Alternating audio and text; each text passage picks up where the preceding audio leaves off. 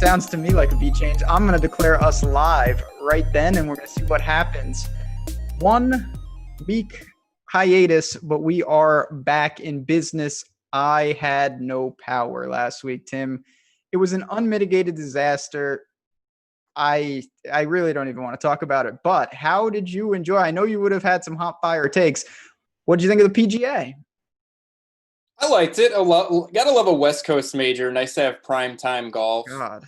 The course, I don't know. I wasn't sure about it. I mean, it was a good test of golf. I liked that part. It was difficult. I wanted to see more blow up holes. It didn't seem like there was a lot of guys were making doubles, but it was really like a bad drive and they had to punch it out and then they kind of screwed it up from there. Not a lot of like super carnage. And we kind of saw that astronomical 6 of 6 percentage this week. A lot of chalky guys got there, but it was a good event. I enjoyed it.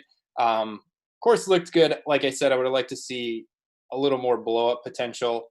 Yeah, it was a decent event, but nothing compared to what we got this week though. Nothing compared. And I just want to say, chat, I missed you guys. Awesemo Tuesday 2:30 show. You know the drill, Ben Rasa and FantasyGolfMan. I didn't like the course only because I've never seen greens where legitimately 50-foot putts seemed like a coin flip. Every putt, you just hit it directly at the hole. I've never seen so many long putts made in my whole life. Maybe that's why Paul Casey actually played well.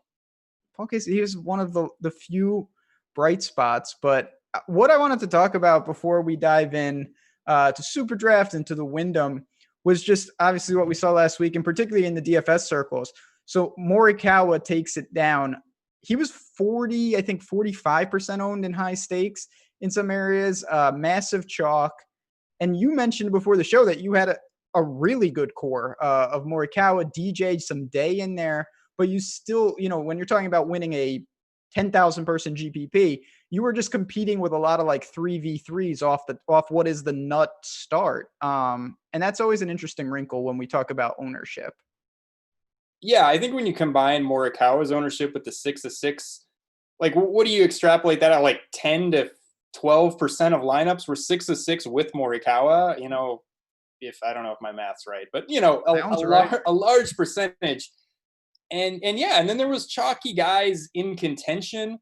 And like I said before the show, like if you would have showed me where my guys finished up before the week, I would have said I'm like a landslide, like not even sweating. I'm just shipping everything. And that wasn't even close to the case. It was just, you literally had to have the nuts. And that's the part of playing chalky golfers that people don't get. I mean, it's easy to look at last week and say, well, yeah, I should have played Morikawa like all the other dummies and I would have cleaned up. But it's like when you play the chalky guys, you don't get paid off requisitely. It's not to make up for all the other weeks that are down weeks. So it's like, yeah, it's nice to have those guys, but you're not getting paid off to the point that you should with a 35% owned winner.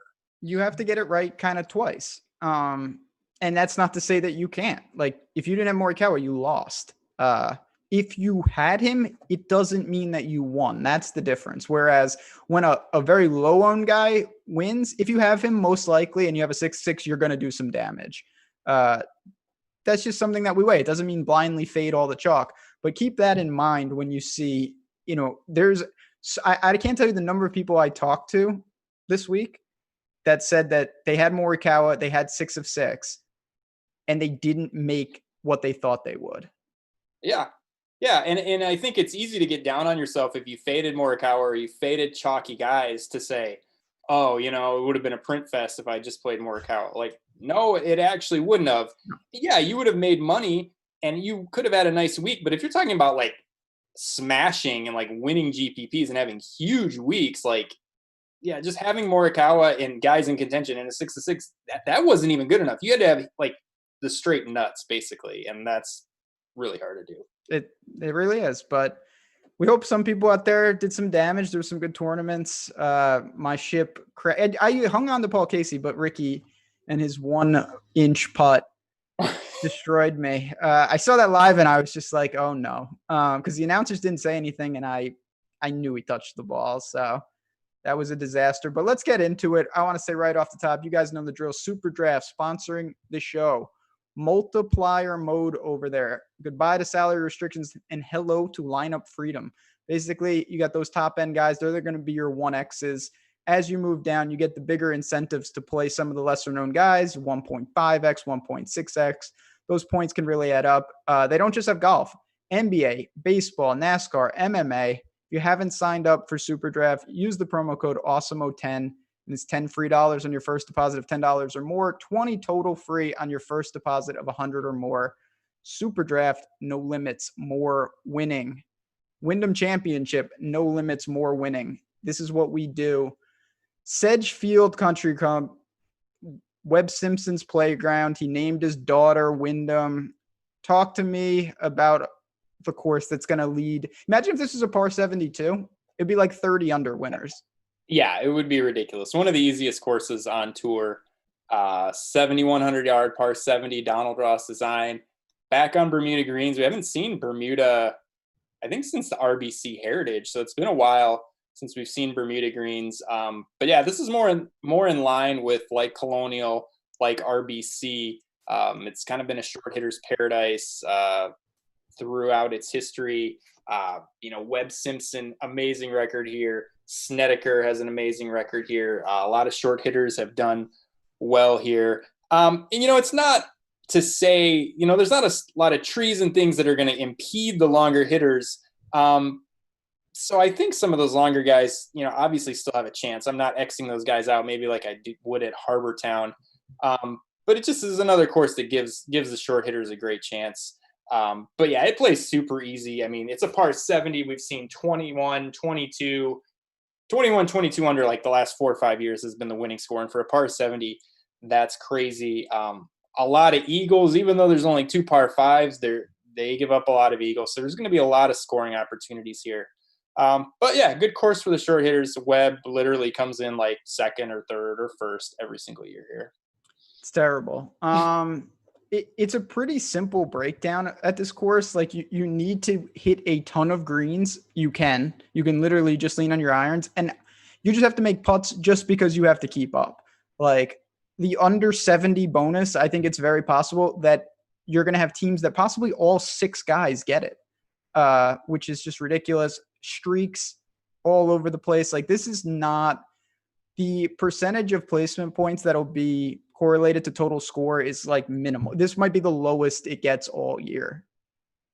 Yeah, I mean the stroke average here, just like the average round, has been more than 1 under par. So like, we're going to see another week where the cut is like, whatever, 4 under par or something, 5 under par, something ridiculous. Yeah, that's great. But great. Yeah, a lot of scoring. You got to make putts, which we hate, trying to figure out who's going to make the putts. That's my least favorite part about golf. Wasn't last week Morikawa doing that work for you, but like last week, I think was the first week ever where I played guys and they all putted good. Like I went back and looked at the numbers, and maybe that's just what it takes to have a decent week, is finally get some guys to make putts. It makes it quite a difference. It's such a good feeling when you just have like absurd putting, guys coming out of the woodwork. That's such a good feeling.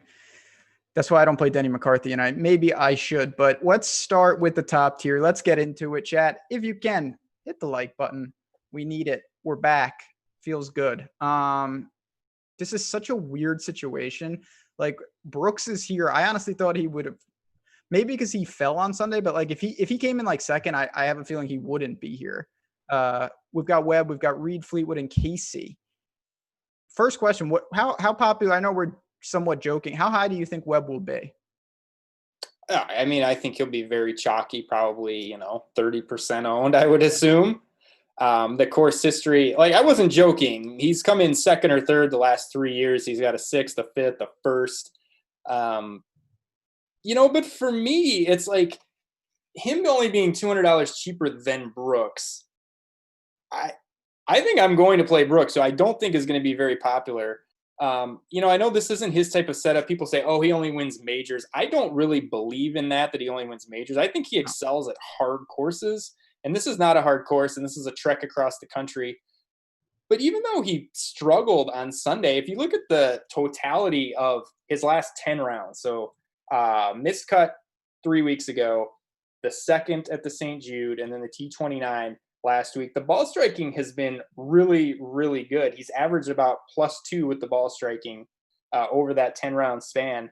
And when you talk about a guy that can putt, I mean, I think I like it. And if he's not going to be owned, which I feel like everyone's going to Webb Simpson, I don't care. I don't care about the only wins majors bias. He's the same odds to win the Wyndham Championship. And this is a horrible field, really bad field. Same odds to win this as he is to win the US Open.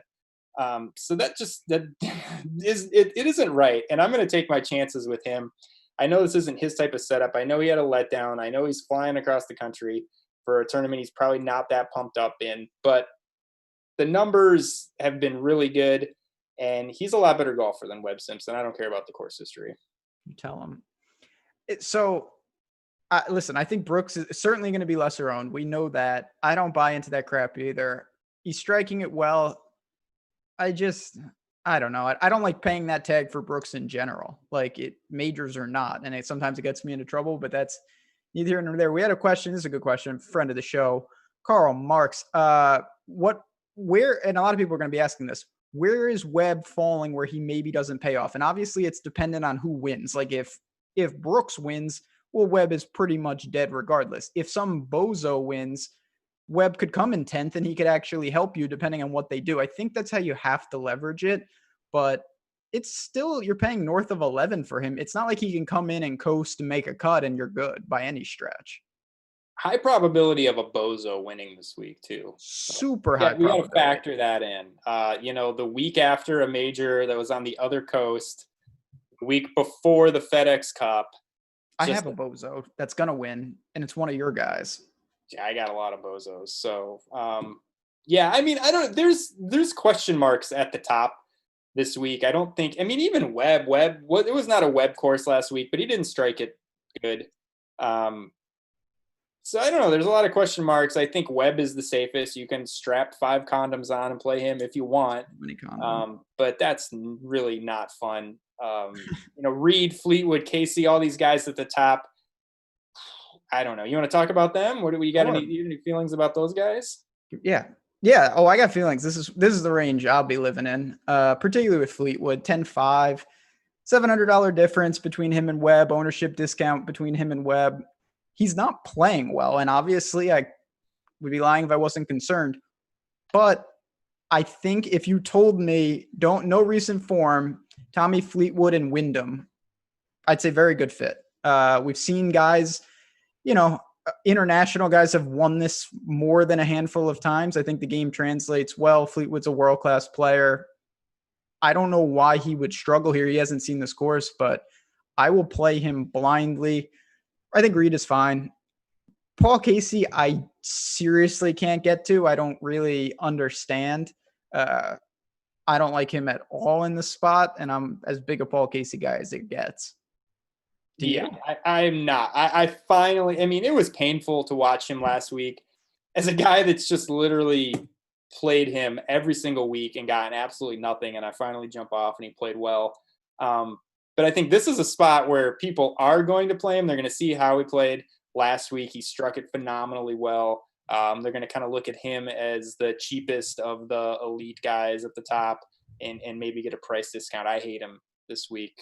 And I think maybe it's not a coincidence that he played well at a really hard track last week where you don't have to make a ton of putts. I mean, guys were making putts, but Paul Casey and 22 under just doesn't seem to jive with me. Well, that's the thing. If I'm being completely serious here, not that you would take this, of course. I think Scott Piercy did this, but if Paul Casey made no bogeys this week, I don't think it's a guarantee he would win. Oh, he could make no bogeys and not even finish in the top 10. He doesn't make the cut. It's Steve Stricker style.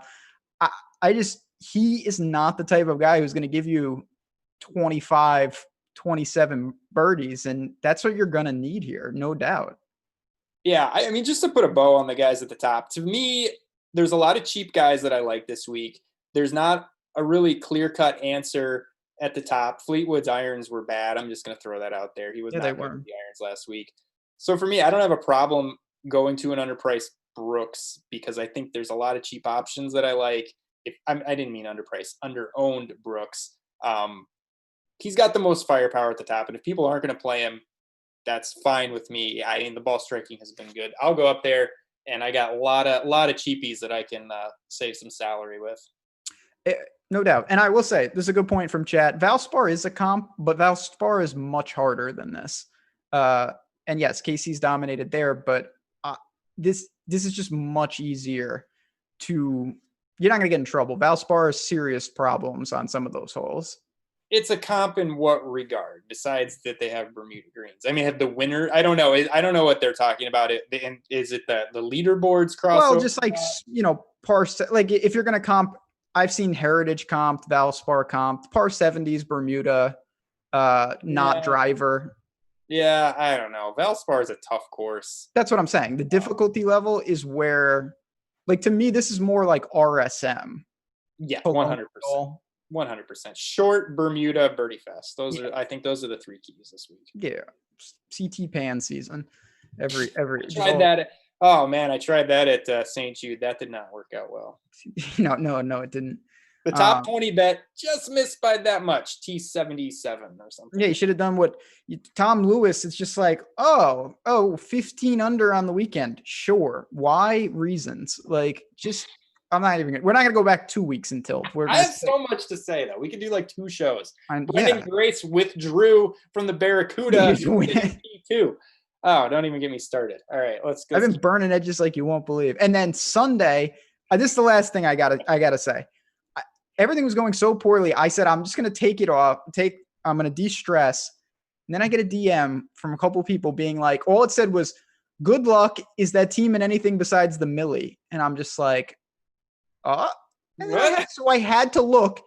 It was a team with Scheffler, Finau, DJ, and Rose up there. It imploded like you wouldn't believe. I like doubled up on one entry there. Didn't make up for about the 100 other entries that were disasters. So I couldn't even get never watch. Never watch. That's a rule. I didn't watch the last 9 holes.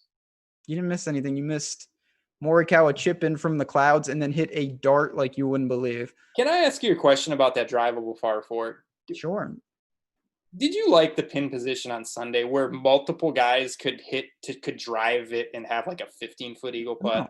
It was almost made it. Yeah, it was a little too easy. I like drivable par 4s, but have some risk reward. And I mean, I know it still took a great shot to have a 15 or 20-foot eagle putt, obviously hitting it 290 to 15 feet. But there were multiple guys that had good looks at eagle on that, and that's just from what I saw. The waste management par 4 is the ideal short. I was going to say, yep, that's perfect. Have a little risk. And I mean, yeah, you had to hit a great shot to have an eagle on that hole. The stupidest thing I saw all week was Tony Finau, who I think consecutive days of Memorial went for the short par 4 and went in the water, laid up on Sunday on that par 4 with an iron, and then he just hit it in the first cut. It was the deep call of civilization. Dude, everybody, Denny McCarthy hit a great drive on that hole. Yeah. Tony Finau, he only goes for it when there's hazards. Anyway, 9K range, answer with Drew. You've got guys like Justin Rose, who's sitting like 1.1x over on SuperDraft, 9,900. You've got Harris English and Billy Ho, 1.15x. It's a small range. There's only 1, 2, 3. It's amazing I have to count this. 4 guys with your boy Spieth there. Are you going to start lineups maybe in the 9Ks? No, not this week. Okay. I wouldn't start here just because I don't like last week from like 77 to 9K was just loaded. And the week before, I don't see that here. I just don't see like a balanced build that I like. To me, I think Rose is the best and the easiest play on the whole board at 9,900. Yeah. Played very well last week. Game 3.3 with the ball striking. Short game was good. But I just think he started off the season so well at Colonial and RBC. Looked great. And then it was like he missed 3 cuts in a row. We didn't see him for a while. I think there was not a lot of people on him last week. And he played great. I think long-term form-wise at 9,900, I think you could put him right there with, easily put him with guys like Reed and Fleetwood. Oh, easily. Yeah, if not better. And you're getting a discount, and he played better than any of those guys last week. So I think Reed's easy. I'm sorry, Rose. God, I would never play Reed. Uh-oh.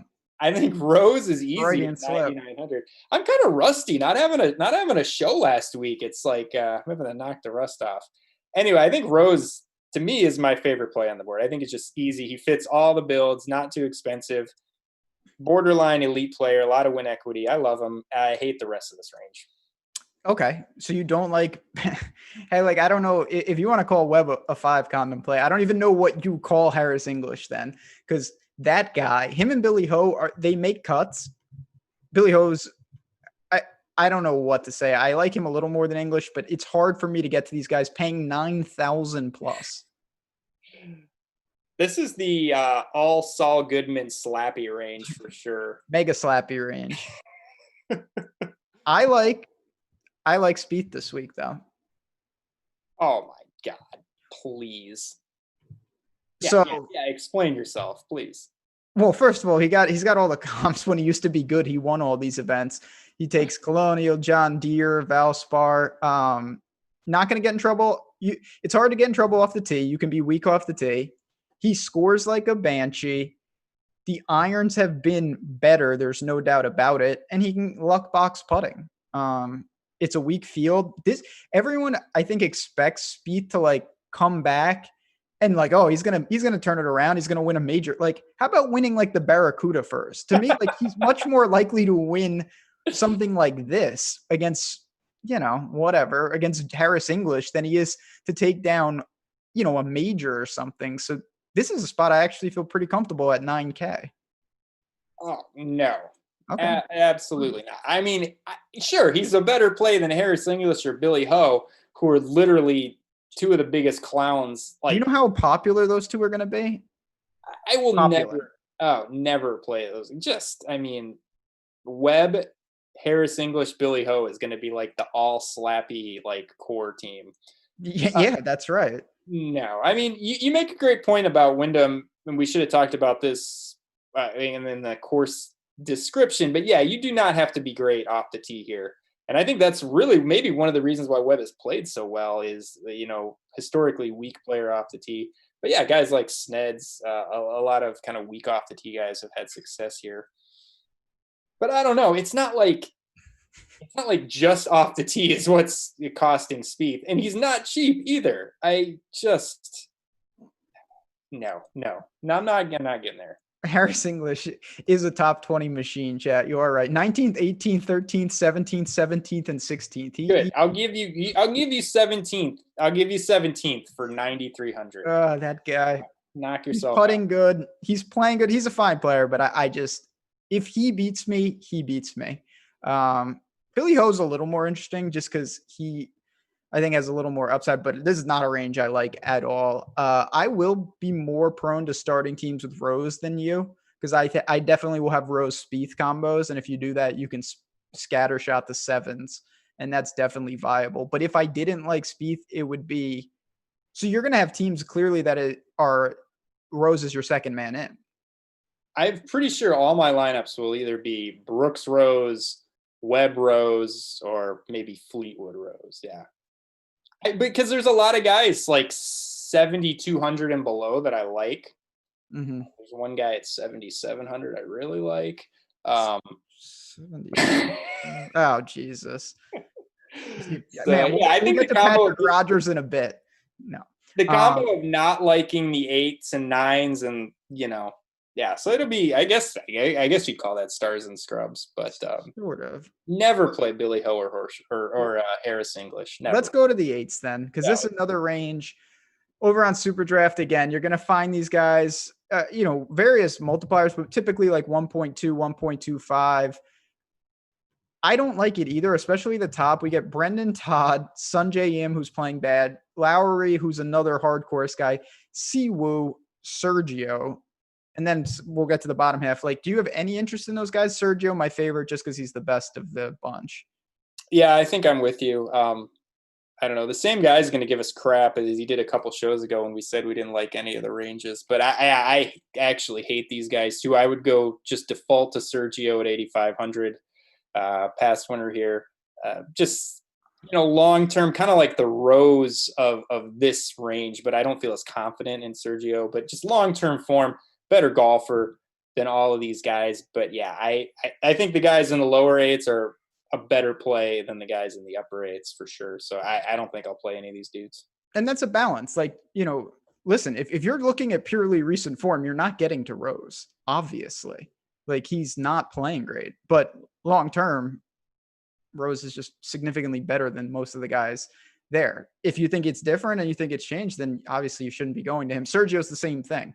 Like, the guy's won serious things. He couldn't putt to an extreme degree last week. Like, it was embarrassingly bad. He's won here. He's going to turn it. I don't worry about that stuff. Look at, it's easy to say this now, but like, look at Paul Casey. You don't turn it around until you turn it around. And as I've said to you on the show a million times, I would rather hold on and have a payoff. Like, Paul Casey could have paid you off last week if you held on. Now the you're just like specifically talking to me, right? I'm trying. If I would have got it all wrong last week, the one thing I would have told you was potentially hang on with Paul Casey. What do you talk to me about a week where we have a chalky Siwoo Kim? Like, should we just be ready to print money? Yeah, that's what we're gonna do. I mean, you coined this at Waste Management with Hideki. Like, you are paying a guy for winning a tournament previously. That's all this is. Like, Siwoo Kim is priced up because he's won here, and that's all that is. And he's got somewhat of a cult type following as a guy. People love the guy that can come out like, oh, you never know when he's going to win. And he has been playing more consistently. And I think the little bit of consistency that he's found, coupled with the course history and the fact that it's like, wow, when he's hot, he's really hot, which is true. But he's not cheap, and he's going to be owned, and that should scare people a lot. Yeah, I don't see that at all. Like, if he beats me, he's not even like, I will say, even though I don't like Harris English, like, for cash, I get going to him. Siwoo, I don't really understand why you would play him, because he's erratic and he's going to be overowned and he's overpriced. I would much rather just pay $200 for Sunjay with no form if I had to, but I like do you like the bottom half of the eights? Because to me, first of all, the winner is in the bottom half of the eights. I think we're probably on the same two guys here, right? Kisner and Moore. Yeah. Oh, Moore's going to win. I bet him already. This is the course for Ryan Moore. He striped it at the 3M, just couldn't putt. How do you not like these guys? I mean, they fit pretty much everything except they are just kind of bozo golfers. Yeah, I mean, I don't even think they're bozo golfers. I think it's a great course fit. Outside, not even looking at course history, like, you could just look at this course and say, wow, Kisner, Moore, it sets up great for them. Moore, all of a sudden, he was awful for the first few starts of the year, and then he was 12th at the Barracuda his last start, 12th at the 3M where he gained 9.4 with the ball striking, like you said, just couldn't make a putt. And was decent at Memorial, gained 3.2 when he was T12 there. And now he comes to a place he likes. He's cheap.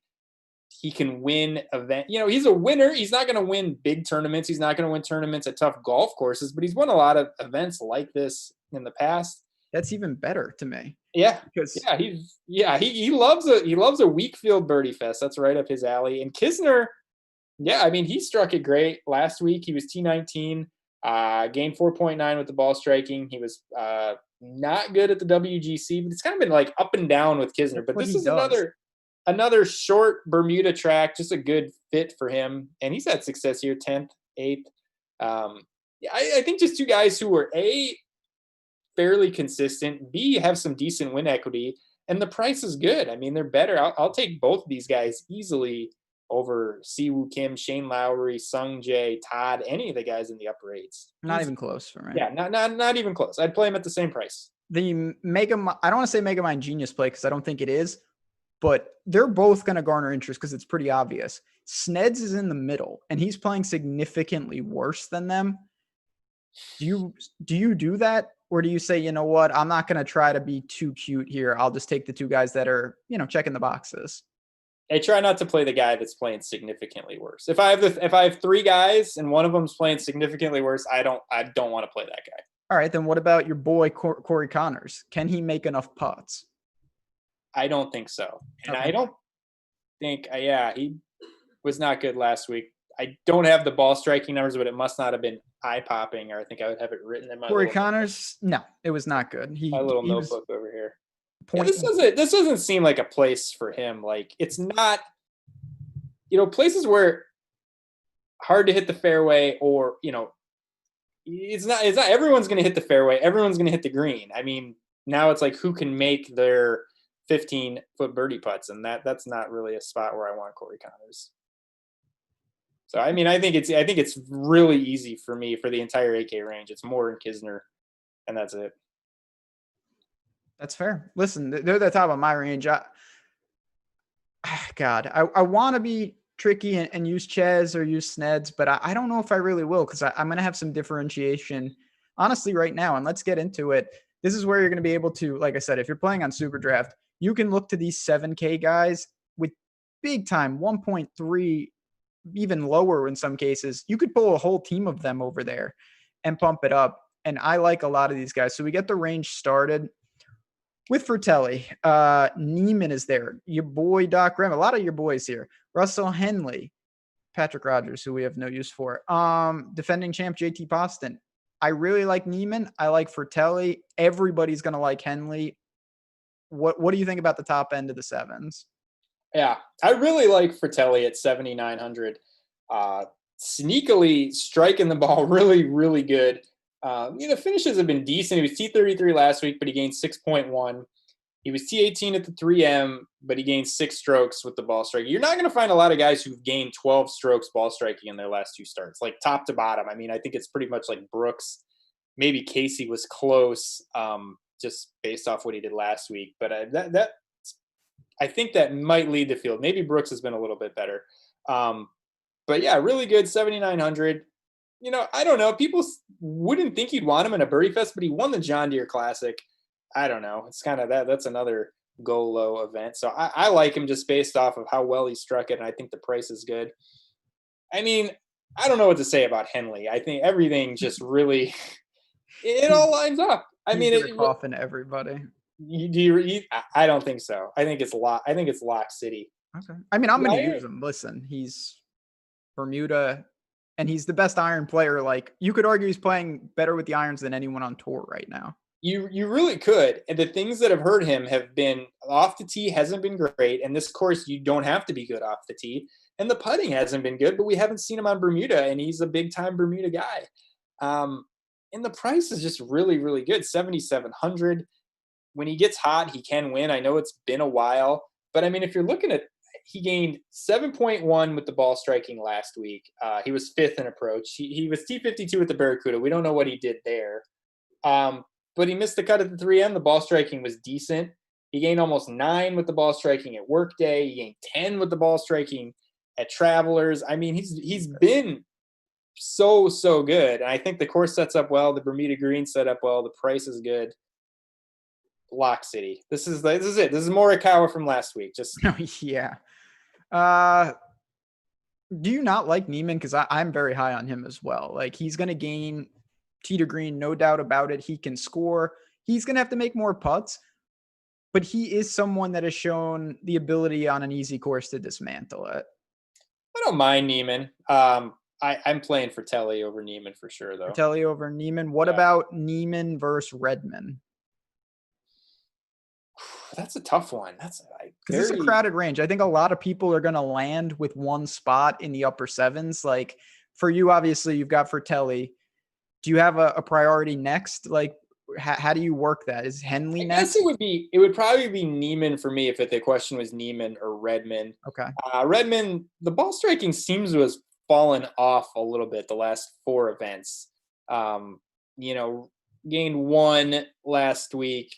Missed cut at the 3M, missed cut at Memorial. The ball striking wasn't particularly good at either of those events. I guess Neiman. But for me, it's again, a fairly easy range in the upper sevens. Henley, Fratelli, and then you have Moore, Kisner. I mean, that's pretty crowded for me for like a $500 range, I would say. Well, I don't want to say last guy because we got more to get to, but what about he's a native. of North Carolina, HV3 playing well. Or just not towards the back of the pack here. Yeah, probably not getting to him. Like I said, again, with it's hard once you have a couple guys that you're really high on in a range. Yeah, I don't know. He was good last week. I mean, what was he? He made that run. Was that Saturday? I felt like I saw a lot of him on Saturday. He was playing well. It's all blur. But not good at Memorial, not good at Workday. It's been kind of up and down for him. But yeah, I don't think I'm going to get to HV3. So there's a lot of names here. Listen, Chad. I mean, you've got Bezenhout. Tom Lewis is here. I don't like him. Maverick, Sabatini, CH3, Schwab, Matt Wallace. These are in a field like this. These are clearly, upper tier players. But I'm pretty much in line with you, Tim. Like I like Neiman more than you, but I like Fratelli. I like Henley. I like the low 8s. I'm not gonna reach if I don't have to. Now, if I start a team, Webb and Rose or something, and it's pretty obvious, and Henley's going to be popular, I might sprinkle in a Maverick or something to just throw off the rest of the team. But I don't think you need to do that unintentionally. So that's where I'm at. Lanto withdrew Charles. Oh, thank God. Was it? I don't know. Last time we talked about Charles, I said he was an awful play, and he played great. That's all I remember about Charles. I've been hanging on to Charles. He's fixed his – first of all, his driving is bad, but you don't need that here. Everything else has been okay. Yeah, at the 3M, he was third. Yeah. Megamind. I don't know what to tell you. He's all no right. Henrik Norlander, though. Oh, my God. Please, go ahead. I was just – Glover is there, but, I mean, are you going to play him? I mean, it's hard to get too excited about him, but just based off of his results – he feels underpriced, does he not, at 7,300? I mean, if his name was not Henrik Norlander and you just looked at the results. If I look at the results, I'd be like, wow, this guy's an incredible putter. And then I found out it's Henrik Norlander. And I'd be like, 23 T6, 31st, 12th, 41st. Ball striking has been good, yeah. It's been a positive in all of them. Some weeks the putter has been really hot and the ball striking has been about average. Other weeks, the ball striking has been great. I mean, I don't think I'm going to play him because he's Henrik Norlander and he's going to be popular, but I mean, I don't know. I'm closer to playing him this week than I was. Chris Kirk is there. Sam Burns is there. There are options, and it's a pretty dead range for me. So yes, he's going to, his irons are truly, I don't want to say elite, but he's a good ball striker. The putting is ridiculous right now at times. That'll regress. I don't know. Sam Burns on Bermuda, LSU got I don't think that's crazy either. He scores how high octane his scoring can be. Yeah, I do like Burns. He was playing really well going into the Barracuda and then missed the cut. That's kind of a goofy event, and we don't have stats from that. I think he burned a lot of people at the Barracuda. Underground DFS lineups. Yeah, I get burned all the people that burned all their money that bet him. But yeah, another guy kind of like Henley, excited to get him back on Bermuda and see what he can do, because the ball striking going into the Barracuda was very good. And like you said, good big time score. I know you're going to tout Bud Colley. Just get it over with now. I'm not. I'm actually not. So maybe I should, because I did Pat Mayo show this morning and I didn't there. And after the show, Pat and Paul were both just like, what happened there? Like, you didn't tout Bud Colley. And I was like, oh shit, maybe I should have, but he's just not doing anything of value. Dude, I've said that for 6 months. Yeah, well, listen, I'm stubborn. I'll be the first to admit it with some of these guys, but I know people will be like, what is this guy talking about? He still plays Ricky. I try to deviate if I don't see it happening. And right now, Bud Colley is just one that never materialized for me. That's going to happen. He'd lock in the T3 this week. That'll be like the Casey for you. Like, if Bud Colley plays well here, and it's not like he can't, I just have other priorities. And honestly, who's sucking me in is Luke List. He was phenomenal last week. He just couldn't, he lost 7.5 strokes putting. He's playing better golf and he's 7,200. Yeah, I'm with you. Gained 7 with the ball striking. He was decent at the 3M. He was really good at the Memorial, gained 6.3. Kind of a Gary Woodland type, right? Where maybe taking the driver out of his hand is a good thing. Yep. even though he's mega long. Yeah, I am with you at 7,100. I think there's a lot of plays down here you can kind of talk yourself into. Stallings, I it's, knew. Here we I go. Go mean, ahead. he's just been good. I don't know what to say. Was fifth at the Barracuda. He's hasn't missed a cut all year. That's true. He's been positive ball striking all year, and he's 7,100. I mean, he's not going to wow you, but it's consistent, and the numbers line up and cheap. I don't think he's a terrible option. I don't love it. Not as exciting as playing a guy like Luke List or Sam Burns, but He's making cuts. I give you that. He's making cuts. He needs to get the short game in order a little bit. Not that you need to scramble here, but he might has not to miss a green this week. Okay, well, he'll do that. Just do that Scott Piercy style. Are you going to go back to Grace? I think he's actually pretty interesting. I've looked at him a little more, and the more I look, the more I like, or you're just like so confused with the COVID situation. I mean, nothing was more deflating Yeah, that sucks. than having, was it Memphis? Was it Memphis? Yeah, and having both leaderboards up, and Barracuda was up, on the West Coast, just sitting there all day with Brendan Grace as my favorites, just waiting for him to tee off, and then looking over and it says WD, and just being gutted by that. So yeah, that's brutal. I don't know. I mean, I like him. I'm not in love with it by any stretch. I don't know. I'm just it's like I'm shell shocked. I don't even know. It sounds stupid, but I loved him so much at the Barracuda. I was so excited because I felt like I found this gem that like nobody else saw. And it was like coming to fruition. And I was about to just do all these victory laps. And then the rug got pulled right out from under me. So, yeah, I'm sure there was a lot of tweets in the old draft that had to be. I was ready. Yeah, I was ready. We were just going to that hurts all day. I don't have much else to say on the very low. It's amazing. RCB is flat 7, and I don't even think you can use him. He's just been awful. You're not going to tout Aaron Wise either? Oh, no. Okay.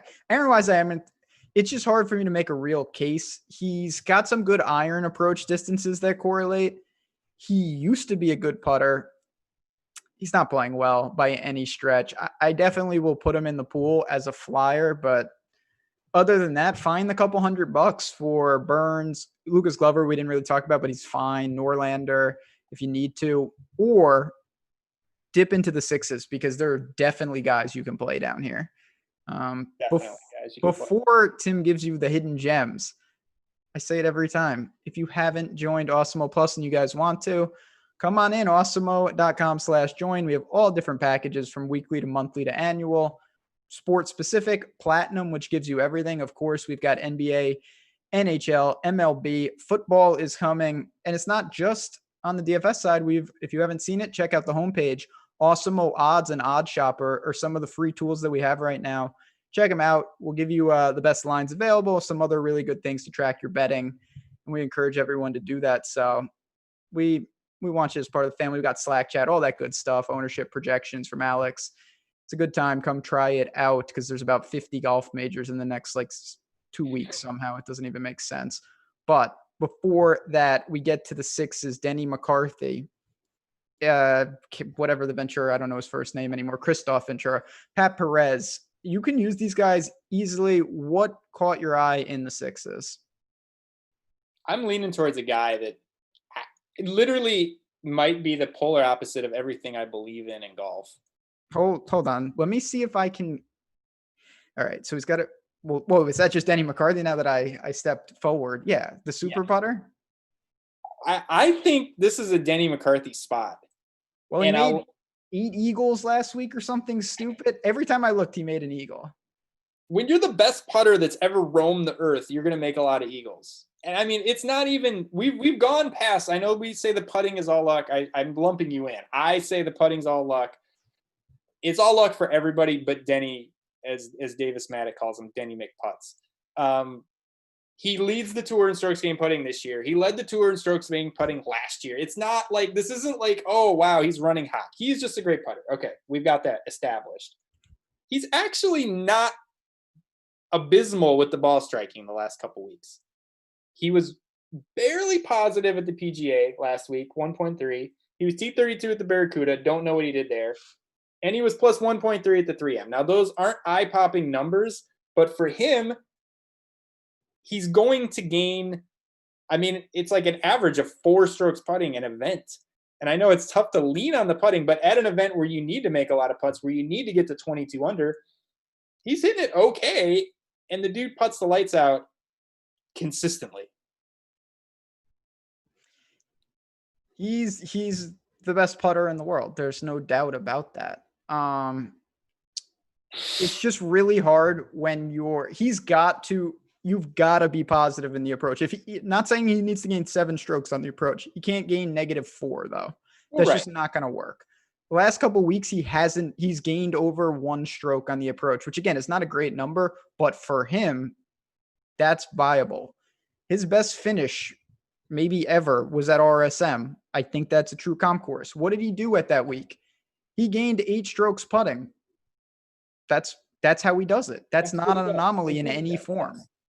Like we're past the point of he's running hot with the putter, and I'm embracing this guy is the best putter in the world. I mean, he gained 11 at Genesis. He can not consistently, but he at least once a month gains 7-8 strokes putting. Like it's right. And the reason that I've never played him is because usually the ball striking is abysmal, and it's like, well, I don't even care because he's hitting it so poorly. It doesn't matter. But he's hitting it okay. I mean, he's hitting it slightly above average. Now you get him on an easy course against a bunch of terrible players at a course where you are going to need a lot of putts.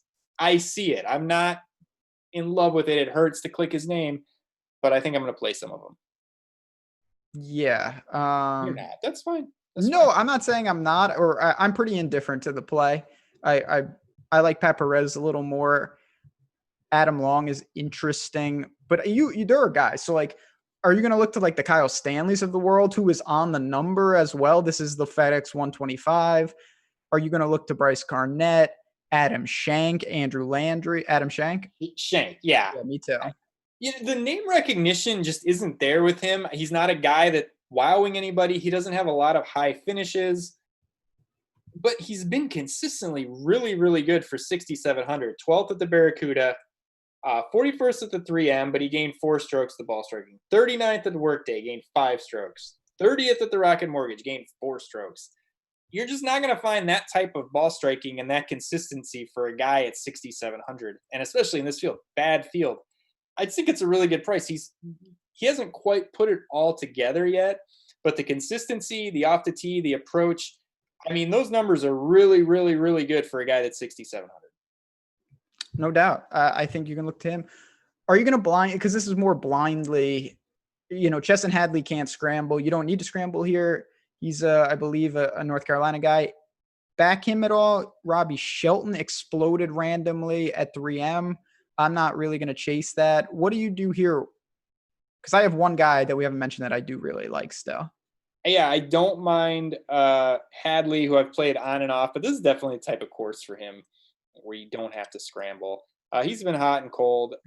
I don't mind Austin Cook at 6,500. So he might be the actual Megamind genius play, but he could be abysmally bad. He comps so well with the comp courses.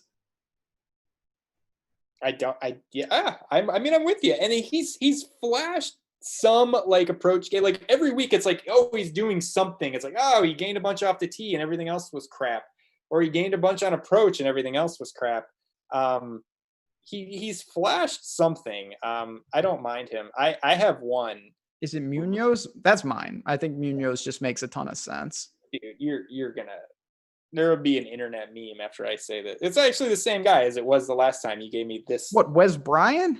100% Wes Bryant. No, yeah, I think it was wrong the first time. Did it work the first? It wasn't wrong because I think he finished like T20 that week or something. Okay. Good for, yeah. I mean, when he gained, this guy, he's another anomaly. He does do what you need. Irons and putting. Literally doesn't have the other 2 categories. You don't need it though. That's the thing. You don't need to be good off the tee. And he has been better. I don't know. Do I need to go over all the numbers again? He hasn't been abysmal off the tee. He's kind of gotten that figured out.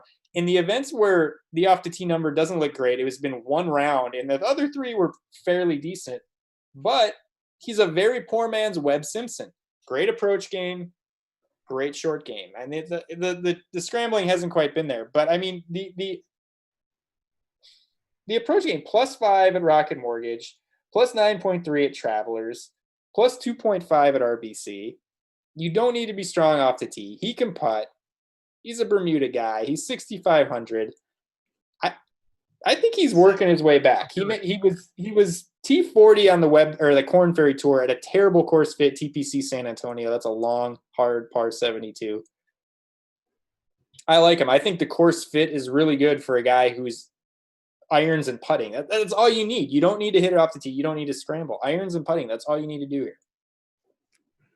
here. You can make a worse case than that. It's hard to argue with. Everything checks out in terms of comp courses, in terms of his game. Everybody's just gun shy because of how bad he was. Yeah. He was not playable. He was injured. I think that's the thing. We like to make fun of him, and I was leading the bandwagon. What do you mean? Yeah, you were.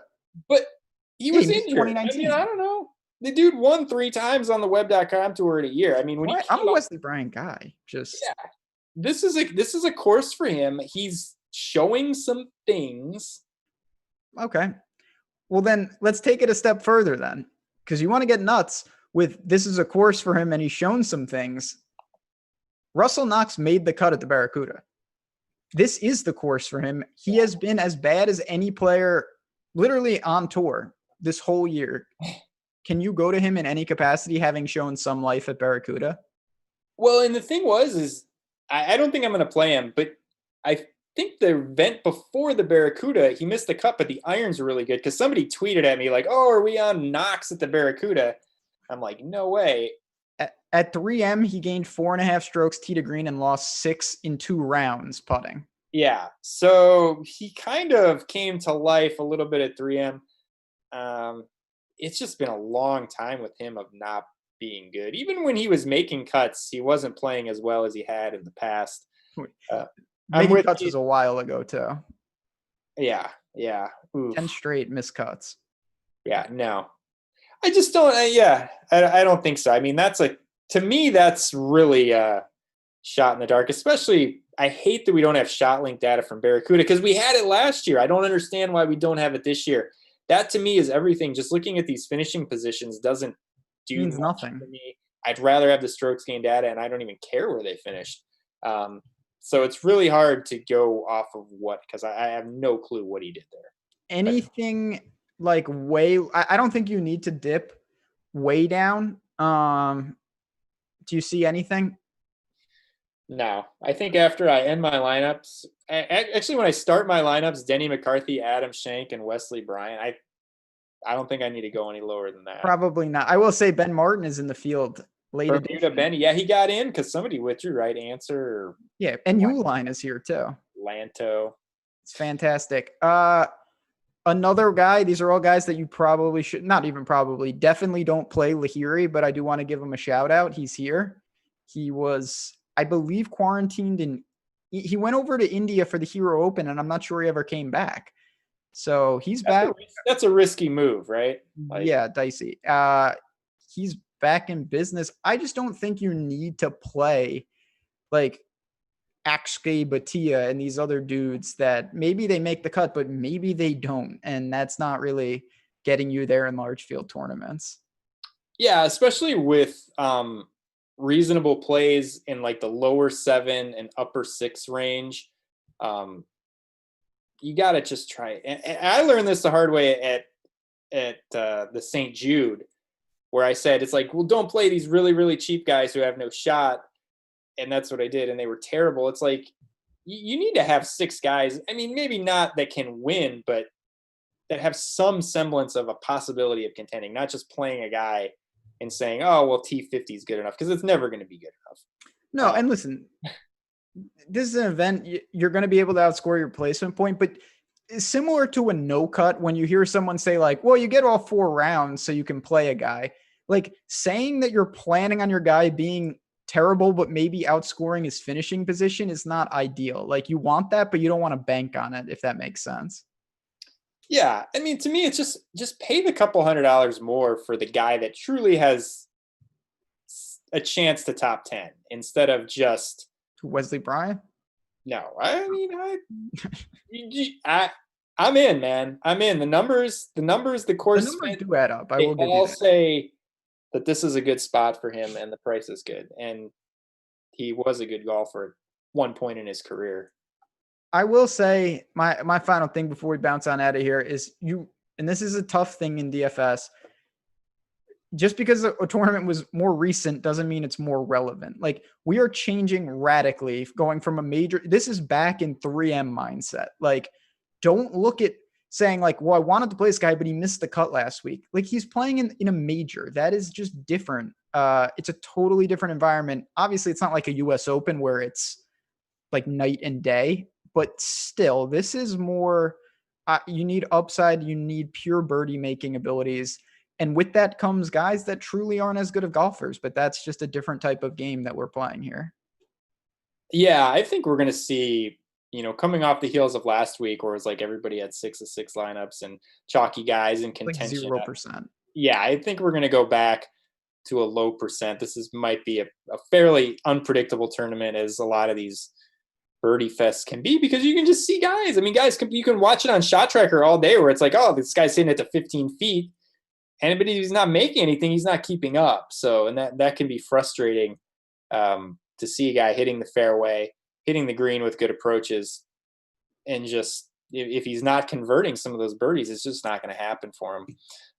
So yeah, I would consider this to be more of a high variance week. Last week it seemed like everybody kind of got there, but I don't think it'll be 2 weeks in a row. No, this is going to be, and I wouldn't be shocked in the least if we saw a first time winner, like just a random guy win. So with that, we're going to bounce on out of here. It is great to be back. Thanks again, Chad. I missed you guys last week. Tomorrow night. Oh, wow. Nelson popping in late. What's up, dude?